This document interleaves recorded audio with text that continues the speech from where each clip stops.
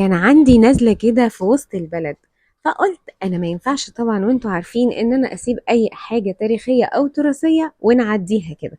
بس معرفش هي وأنا ماشية كده طقت في دماغي فكرة عظيمة جدا وعبقرية.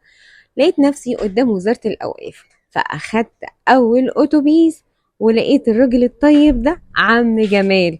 عم جمال ده بقى حاجة كده مبهجة، وبجد متعاون جدا حتى مع الناس الكبيرة، والله حنين عليهم جدا.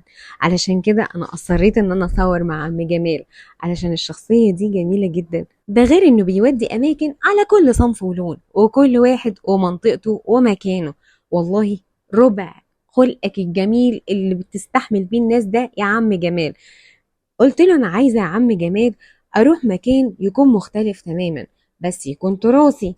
فقال لي بس انتي سيبي نفسك خالص، انا هنزلك عند السيده عائشه وانتي عيشي بقى زي ما انتي عايزه. وفعلا انا نزلت من عند عم جمال وخدت اول تاكسي وصورت بقى المقابر بتاع السيده نفيسه. وزي ما انتوا شايفين كده القبه بتاعت المسجد باينه من بعيد قوي. بس انا بقى رايحه مكان بجد، اول ما رحته انبهرت واتعقدت من جماله. تفتكروا انا رايحه فين؟ يلا قولولي بسرعه انا رايحه فين. لو معرفتوش استنوني في الفيديو الجاي علشان نعرف ايه قصه المكان اللي احنا رايحينه، وسلسله كامله هتستمتعوا بيها. يلا بينا.